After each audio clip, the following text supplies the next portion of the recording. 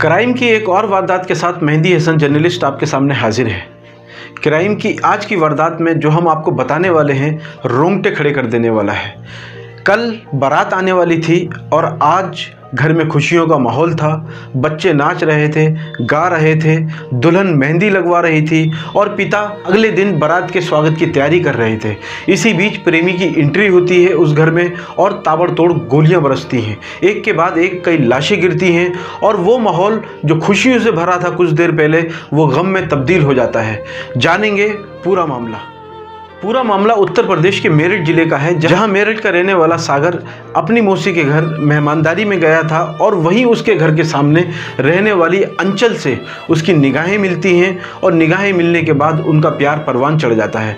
और वो प्यार इस कदर परवान चढ़ता है कि सागर और अंचल शादी करने का फैसला कर लेते हैं। सागर अंचल से कहता है कि अपने घर वालों से बात करो और सागर भी अपने घर वालों से बात करता है। सागर के घर वाले तो किसी न किसी तरह मान जाते हैं, लेकिन अंचल के घर वाले इस शादी के लिए मना कर देते हैं। अंचल के पिता पूरी तरीके से अंचल से कह देते हैं कि ये शादी नहीं हो सकती और तुम आगे से सागर नाम के इस लड़के से कोई बात नहीं करोगी। अंचल अपने पिता का कहना मानती है और सागर से बात करना बिल्कुल बंद कर देती है।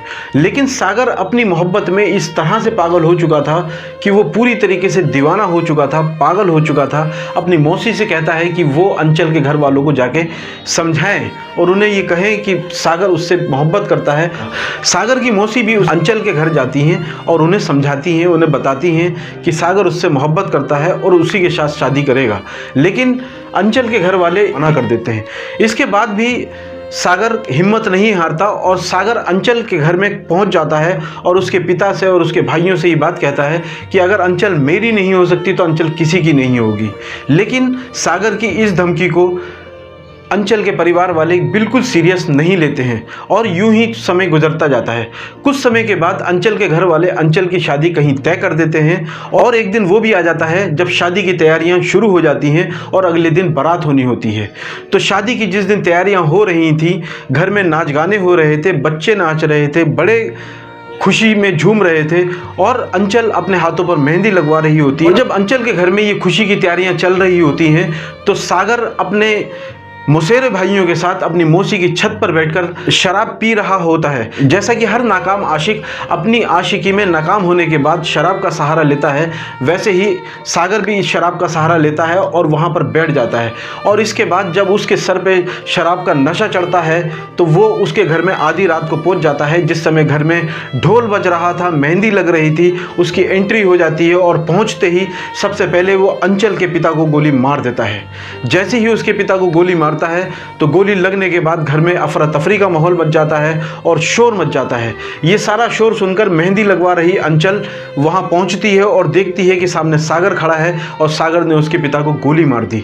जब वो उसकी निगाहें सागर से मिलती हैं तो सागर उसके ऊपर भी पूरी तरीके से वार कर देता है और एक फायर उसके सीने में भी मार देता है। अंचल भी वहां पर तड़प कर गिर जाती है। इन सारी आवाज़ों को सुनकर अंचल का भाई रमन भी आ जाता है और उसके ऊपर भी सागर ताबड़तोड़ फायरिंग कर देता है। इस तरीके से घर में खून की होली खेलने के बाद सागर फरार हो जाता है अपनी मौसी के लड़कों के साथ। बाद में पुलिस आती है, सागर को पकड़ लेती है, उसकी मौसी के लड़कों को पकड़ लेती है और उन्हें जेल भेज देती है।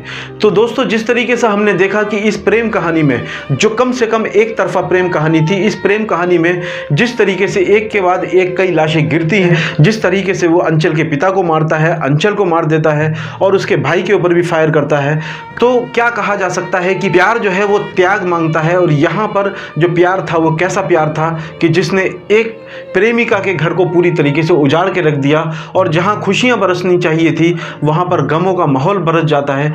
दोस्तों, हमें कमेंट कर बताएं कि सागर को इसमें किस तरह की सज़ा मिलनी चाहिए और इसमें किस किस की गलती थी। और आगे भी ऐसी ही सनसनीखेज वारदातें देखने के लिए हमारे चैनल को लाइक करें, सब्सक्राइब करें और शेयर करें।